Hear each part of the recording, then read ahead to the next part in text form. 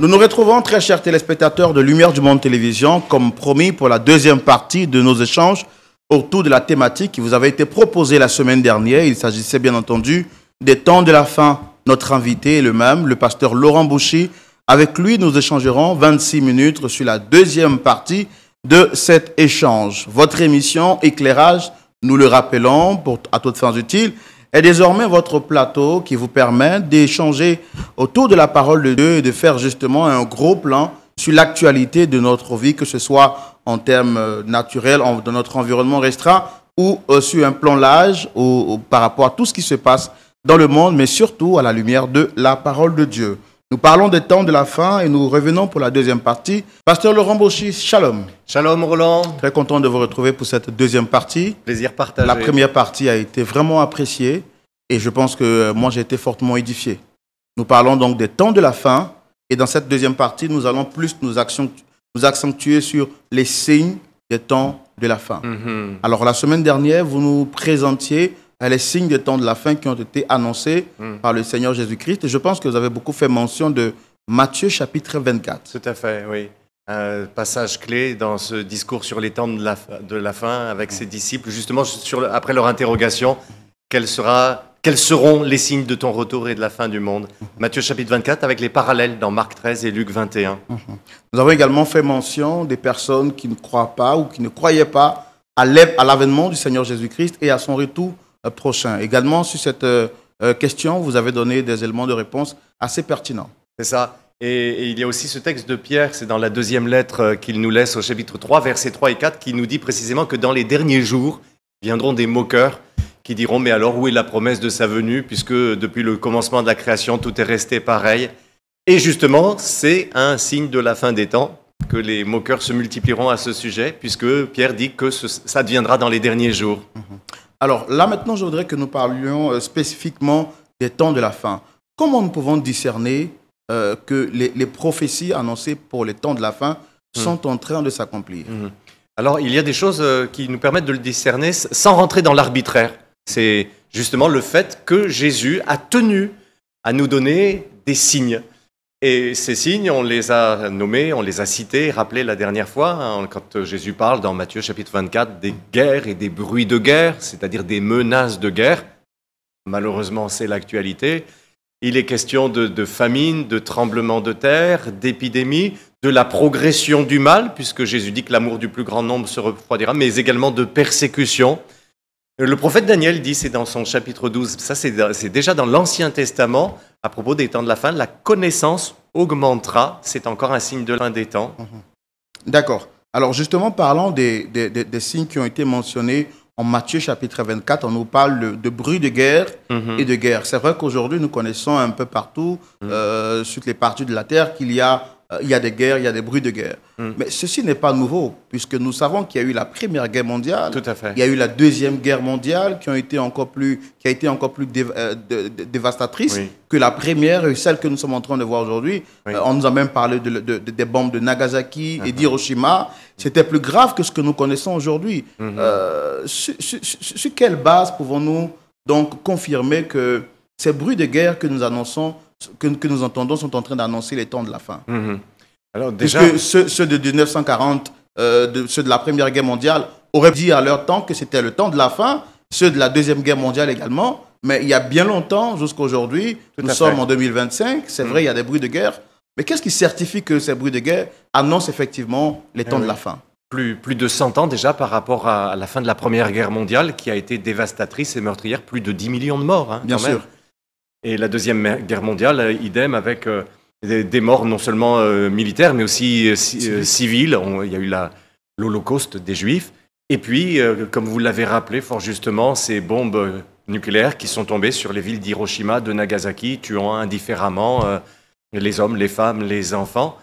L'arsenal militaire aujourd'hui des différentes armées de la planète, en particulier l'arsenal nucléaire, donne à cette idée de menace de guerre, puisque récemment, j'entendais pas ailleurs que sur le plateau du journal de LMTV de l'autre soir, Justement, quelqu'un parlait de mettre en péril l'humanité avec le fait de jouer avec la Troisième Guerre mondiale. Bon, c'était les propos de cet homme politique, sans revenir ou juger ses propos en particulier.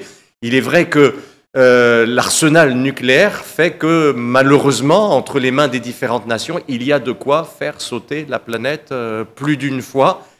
Du coup, l'expression « guerre » et « bruit de guerre » prend...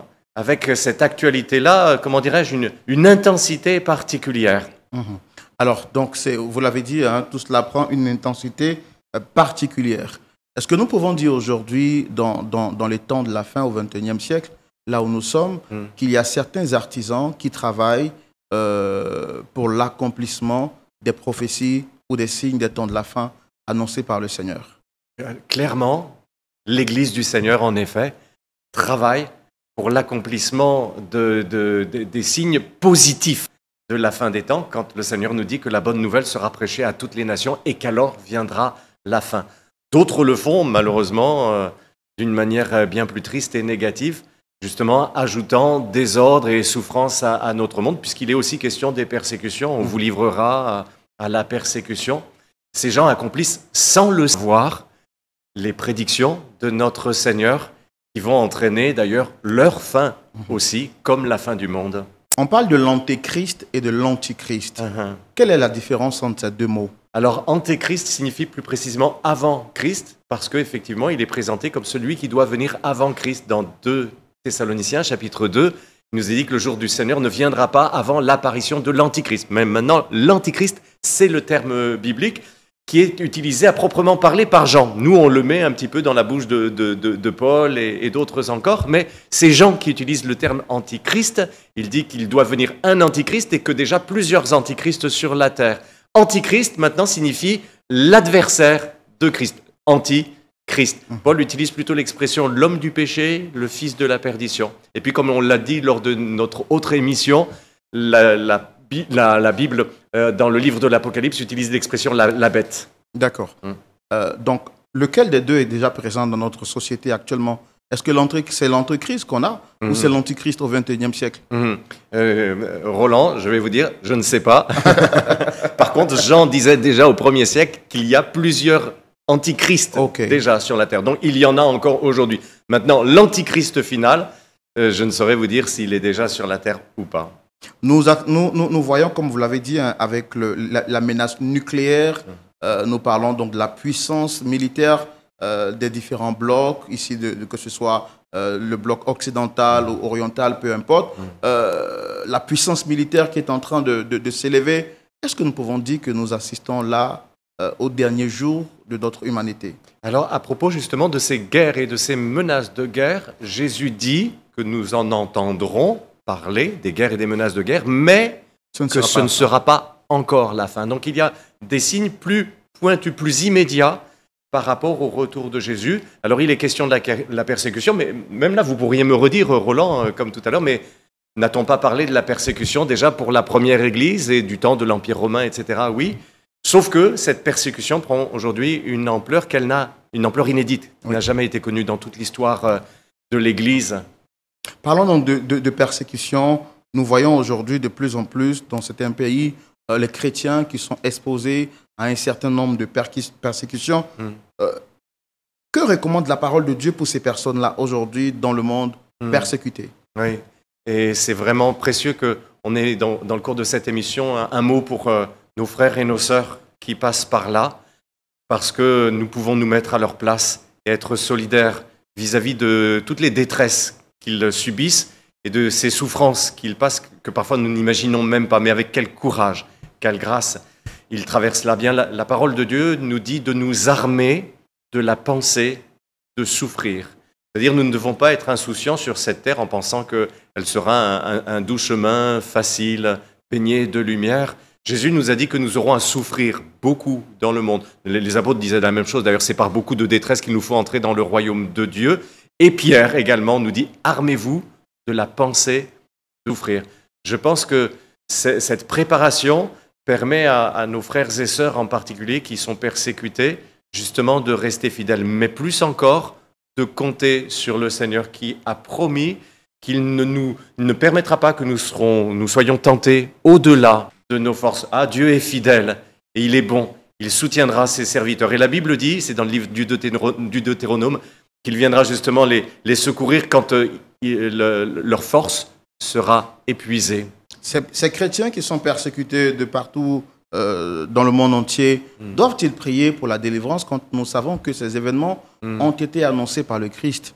Est-ce que prier pour la délivrance d'une personne persécutée n'est pas combattre les prophéties déjà annoncées par le Seigneur? Bien sûr, les persécutions sont inévitables. Elles dureront jusqu'au retour du Seigneur. D'ailleurs, elles ne touchent pas que les chrétiens, mais c'est un fait notoire que ce sont les chrétiens qui sont la communauté, on va dire religieuse, pour utiliser ce terme, qui dans le monde est la plus persécutée. Ce sont les chrétiens. Ça, c'est un fait qui ne souffre d'aucune contestation.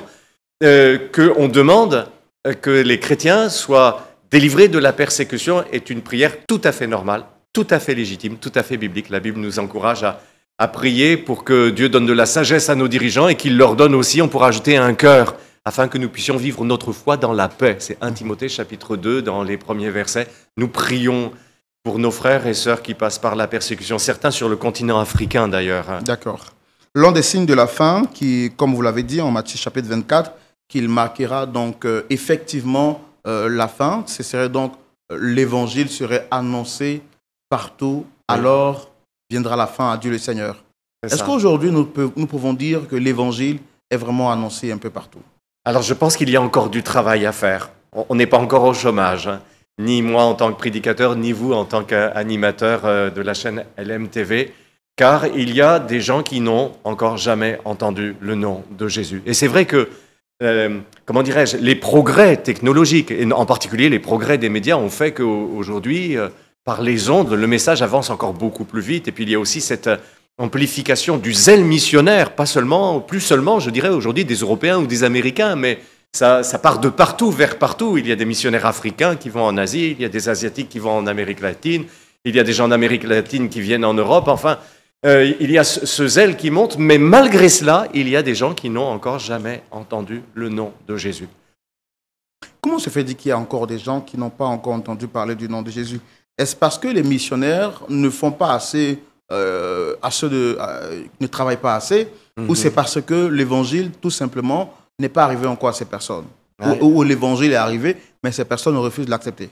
Il y a des contextes et des pays dans lesquels les dirigeants même font tous leurs efforts pour empêcher la vérité de pénétrer. Il y a des pays, comme vous le savez, où les émissions de LMTV ne sont pas autorisées, où les missionnaires ne sont pas autorisés, où les églises ne sont pas autorisées. Pourtant, le témoignage de l'Évangile y pénètre quand même victorieusement, mais à force de beaucoup d'efforts, de beaucoup de courage et aussi de beaucoup de persécutions. Il y a aussi, il faut le dire, de la part de l'Église, cette nécessité de se réveiller, car le Seigneur fait appel au zèle de son peuple. Il nous demande d'ailleurs de mettre pour chaussures à nos pieds, non pas des sandales de telle ou telle marque, mais le zèle que donne l'Évangile de paix. Pourquoi le Christ insiste-t-il à ce que tout le monde entende parler de lui avant de venir? Eh bien, parce que nous pouvons comprendre qu'il veut sauver tous ceux qu'il connaît comme étant destinés à recevoir sa parole. Ceux qu'il connaît à l'avance, qui auront l'amour de la vérité. Et il tarde à notre Seigneur que toutes ces personnes entendent le message, que toutes les brebis qui doivent reconnaître sa voix la reconnaissent et disent à Jésus, « Oui, mon bon berger, je t'accepte. » Et alors, quand ce dernier non-croyant sera converti, le Seigneur viendra rechercher son Église qui sera arrivée à sa plénitude, au complet. Donc aussi longtemps que le dernier non-croyant ne sera pas converti, il ne viendra pas. Oui, c'est pourquoi le dernier non-croyant qui est appelé dans la préscience divine à se convertir, puisque Dieu sait qui viendra à lui et qui malheureusement fermera son cœur pour rester dans l'ignorance, les ténèbres et l'éloignement de Dieu. Mais tous ceux que le Seigneur connaît comme étant les siens, qui doivent venir à lui, doivent entendre l'Évangile avant le retour de Jésus. Cela me permet de vous poser une question qui n'est pas forcément dans notre chronologie questionnaire.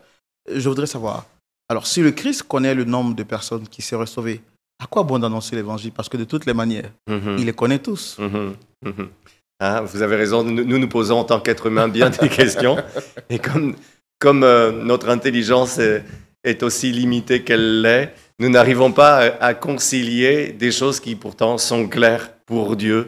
Il veut que tous les hommes soient sauvés, il les connaît tous. Et en fait, en réalité, vous savez, Roland, c'est une grâce que le Seigneur nous fait. C'est pas juste une tâche lourde à accomplir, c'est un privilège que Dieu nous fait d'être ouvrier avec lui pour proclamer sa parole, pour aller gagner aussi ces chères brebis qu'il désire sauver, pour les prendre avec lui dans sa bergerie avant son retour.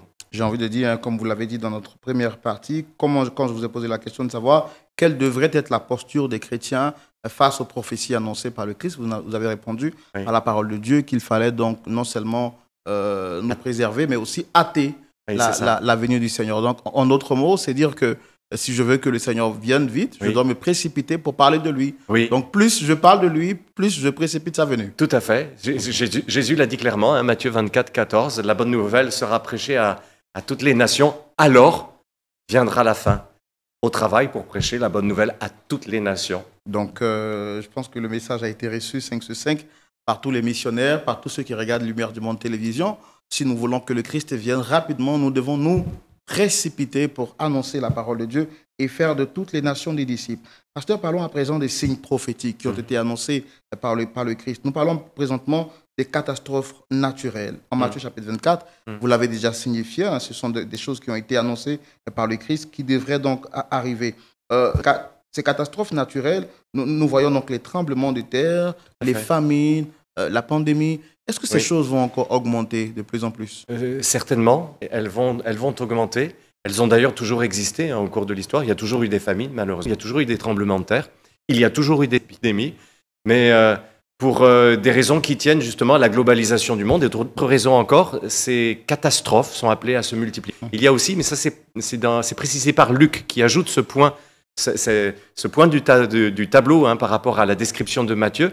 Il y a aussi les dérèglements climatiques, hein, quand il dit que les hommes rendront l'âme de terreur à la vue des puissances du ciel qui seront ébranlées, du bruit des vagues de la mer. Ça nous parle avec la montée des eaux. D'accord. Parlons à présent de l'avancée technologique. Aujourd'hui, on nous parle de l'intelligence artificielle. Tout est en train d'être digitalisé et tout est en train d'être manipulé. Partie des ordinateurs. Est-ce que là, on peut dire que ce sont des signes également qui annoncent la venue de la bête pour le contrôle? Tous ceux qui n'auront pas le signe sur la main, sur le front, ne pourront pas acheter. Aujourd'hui, on se rend compte que avec Internet, quand on est privé d'Internet, ne serait-ce que même de 10 minutes, on se sent mal à l'aise parce que tout est relié l'un à l'autre. Est-ce que tout cela, ce sont des signes annonciateurs de la présence de la bête? Ah, que ce soit des signes, j'en suis convaincu. De la présence de la bête, ça, je ne sais pas encore, mais des signes annonciateurs, j'en suis convaincu. Maintenant, par rapport au progrès technologique, il nous faut avoir une attitude qui soit sage et aussi équilibrée. Si nous voulions rejeter tout progrès technologique sous prétexte que nous voulons éviter absolument que de rentrer dans un monde dans lequel il sera possible qu'il y ait la marque de la bête qui soit inscrite sur notre main ou notre front, alors nous nous condamnerions et les générations passées aussi se seraient condamnées à refuser tous les progrès technologiques pour, comment dirais-je, pour leur perte, parce qu'il y a des choses qui sont bonnes, mais également pour des choses qui ont tourné à l'avantage de l'Évangile. Nous sommes sur le plateau de LMTV, donc le progrès technologique qui consiste à ce que par les ondes, la parole de Dieu soit proclamée, que ce soit les chaînes télévision, la chaîne LMTV, mais également par Internet, hein, YouTube, etc. C'est une opportunité pour l'Évangile. Donc nous aurions bien tort de nous priver de cela. Toutefois, vous avez parfaitement raison, Roland. Et il y a, avec ce progrès technologique qui s'accélère, la mise en place des moyens qui permettront l'accomplissement des prophéties, en particulier celle de Apocalypse chapitre 13, concernant la bête, tout à fait. Mais d'ailleurs, pour revenir sur ce point, en fait, tous ces signes que Jésus a donnés, c'est un peu ce qu'on disait tout à l'heure pour les catastrophes, ils ont toujours existé. Il y a toujours eu un progrès des connaissances dans l'humanité, qui d'ailleurs s'est toujours accéléré. Je comprends même que les chrétiens des générations passées aient pu dire de leur temps, par exemple au temps de l'invention de l'imprimerie, que les écrits se sont multipliés, de dire, voilà, nous y arrivons, la connaissance augmente, oui, mais sauf qu'elle augmente encore de plus en plus vite. Aujourd'hui, avec l'intelligence artificielle, ça va à toute allure. Et avec votre permission, Roland, je peux revenir un instant justement sur les catastrophes naturelles dont parle le Seigneur. Des famines, il y en a toujours eu. Sauf que la population mondiale augmente de manière exponentielle. C'est extrêmement rapide. Aujourd'hui, il faut savoir que si on essaye de faire le rapport entre la population vivant sur Terre aujourd'hui, en ce moment, sur la Terre, et celle qui a vécu pendant les 2000 dernières années, on arrive quand même au chiffre très étonnant de 8,3-8,4% de toute la population des dernières 2000 dernières années qui est actuellement vivante sur la Terre. Donc il y a aujourd'hui des famines qui touchent une fraction de la population mondiale beaucoup plus forte qu'auparavant. Idem pour les épidémies. Puis il y a les voyages, on a vu ça avec le Covid. En quelques semaines, le virus a été propagé sur toute la Terre. Et je reviens, avec votre permission, juste un instant sur les tremblements de terre. C'est un sujet qui est très intéressant parce que plusieurs font valoir qu'en fait, il n'y aurait pas forcément des signes aujourd'hui d'une augmentation de l'activité sismique. C'est globalement quelque chose qui est stable, avec peut-être, certaines études disent que dans la ceinture de feu du Pacifique, c'est-à-dire à peu près le tour du Pacifique, il y aurait peut-être une augmentation de l'activité sismique, et c'est d'ailleurs là qu'il y a 90% des tremblements de terre qui frappent notre planète. Et oui, peut-être qu'il n'y a pas à coup sûr encore aujourd'hui plus de tremblements de terre qu'auparavant, sauf qu'ils sont beaucoup plus meurtriers, puisque ces régions du monde, en particulier l'Asie, le Pacifique, connaissent une croissance démographique qui va à toute allure. Donc oui, il y a des tremblements de terre de plus en plus meurtriers, comme des famines de plus en plus meurtrières, des épidémies de plus en plus meurtrières, même si ces choses ont existé aussi dans le passé. Merci beaucoup, pasteur, pour cette précision. Dernière question avant qu'on ne puisse terminer pour cette deuxième partie. Nous parlerons à présent d'Israël. Israël est considéré aujourd'hui comme étant l'horloge de Dieu. C'est-à-dire c'est par rapport à Israël que tout se fait, dans le passé, dans le présent, même dans le futur. Lorsque même le Christ reviendra, on nous dit qu'il viendra sur le mont de Sion, c'est bien cela? Le mont des Oliviers. Le mont des Oliviers, pardon. Il reviendra sur le mont des Oliviers, et tout ça, c'est en Israël. Pourquoi Israël est-il important dans la chronologie de l'accomplissement des prophéties données par le Seigneur? Il y a des mentions très claires de l'avenir d'Israël, en particulier des choses qui ne se sont pas encore accomplies et qui doivent s'accomplir précisément dans les temps de la fin. C'est vrai que parmi les chrétiens, je parle là des chrétiens évangéliques qui ont les uns et les autres des théologies solides et des arguments très sérieux, il y a des points de vue qui sont distincts justement sur le rôle précis qu'Israël va jouer dans la fin des temps et la nature même des événements dont ce peuple va être l'objet. Mais on pourra y revenir et peut-être dans l'émission suivante, on aura l'occasion de parler justement du déroulé, de la chronologie des événements du temps de la fin, et ce sera peut-être l'occasion de parler plus précisément d'Israël. Toutefois, ce qui est clair, c'est qu'il y a des prophéties qui doivent s'accomplir concernant le peuple de Dieu, Israël. Dieu dit, c'est dans Romains chapitre 9 à 11, que Dieu n'a pas rejeté son peuple, et quand il est dit son peuple, il est très clairement, explicitement question d'Israël. Alors si vous le permettez, bien sûr, je peux vous citer deux références, c'est dans Romains, justement au chapitre 11, où Paul dit au sujet d'Israël, verset 15, Romains 11, 15, en effet, si leur mise à l'écart a entraîné la réconciliation du monde, que produira leur réintégration, sinon le passage de la mort à la vie? Une question d'une mise à l'écart, une manière de décrire le fait que la majorité des Juifs n'ont pas reconnu Jésus comme le Messie, quand celui-ci a pourtant été donné. Jésus a pleuré sur Jérusalem, même si les apôtres étaient juifs pour les premiers d'entre eux, même si les premiers disciples, les 12, étaient juifs, la majorité du peuple n'a pas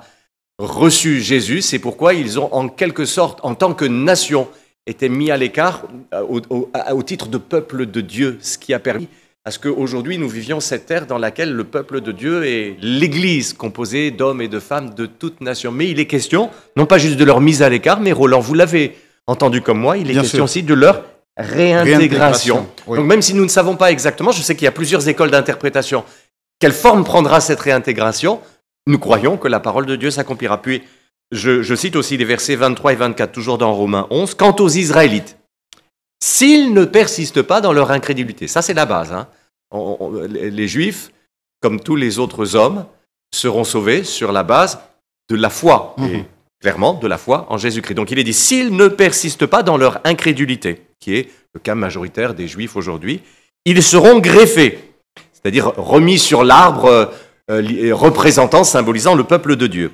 Car Dieu est puissant pour les greffer de nouveau. Il parle aux non-juifs, si toi qui as été coupé de l'olivier sauvage auquel tu appartenais par nature et greffé contrairement à ta nature sur l'olivier cultivé, à plus forte raison, eux, c'est-à-dire les Juifs, seront-ils greffés conformément à leur nature sur leur propre olivier. Donc il est question ici, d'une manière assez claire, une sorte de restauration spirituelle d'Israël. Quelle en sera la nature ? Quelle place cet événement aura-t-il dans la fin des temps? C'est sujet à débat, mais c'est une réalité. C'est une réalité. Certainement. Et nous sommes pratiquement à la fin de notre échange. Cela aussi est une évidence pour nous. 26 minutes vraiment d'échanges passionnants. Et nous avons été vraiment édifiés par notre invité, le pasteur Laurent Bauchy. Pasteur, avant de se dire au revoir, la fin de temps pour nous, enfants de Dieu, est-ce que cela devrait signifier désespoir ou espérance? En 30 secondes. Alors, voilà ce que je pourrais dire à nos téléspectatrices et nos téléspectateurs. Dans un sens, il y a une mauvaise nouvelle. C'est que dans les temps à venir, ça ne va pas aller en s'arrangeant. Ça va plutôt aller vers le pire. Mais, après le pire, puisque Jésus dit, celui qui persévérera jusqu'à la fin sera sauvé, et que quand la bonne nouvelle de l'Évangile aura été prêchée à toutes les nations, alors viendra la fin, il y aura le meilleur. Donc oui, dans un certain sens, pour l'immédiat, pour le court terme, mauvaise nouvelle, mais pour le moyen terme, bonne nouvelle, donc espérance. Ok, c'est donc la fin de nos échanges. Pasteur Laurent Bauchy, merci beaucoup. Merci beaucoup, pour Roland. ces 26 minutes d'échange. Nous avons beaucoup appris, nous avons compris l'actualité de notre société actuelle à la lumière de la parole de Dieu. Nous parlons de la fin des temps et nous avons étudié avec précision les différents signes justement qui montrent que nous sommes bien sûr dans la fin des temps. Le sujet est assez profond et je voudrais donc nous permettre bien entendu de vous garder pour une prochaine émission où nous parlerons plus spécifiquement des événements prophétiques qui doivent arriver à ce 21e siècle. Quels sont les événements qui doivent arriver l'un après l'autre pour que nous, en tant qu'enfants de Dieu, on se permette de se préparer en vue de ne pas manquer le retour de Christ? Alors, ce que je vous proposerai donc, dans la prochaine émission, c'est que juste sur la question de la chronologie et du déroulé, plutôt que de présenter les choses d'une manière dogmatique, en vous disant, voilà, moi, en tant que lecteur de la Bible, je pense qu'il y aura d'abord ceci, puis ensuite cela, puis ensuite cela, d'essayer de vous résumer et d'expliquer le plus clairement possible les principales écoles d'interprétation en vogue parmi les chrétiens évangéliques sur le déroulé chronologique des événements de la fin des temps. Pasteur, votre point de vue est accepté, 5 sur 5, c'est vous le sachant.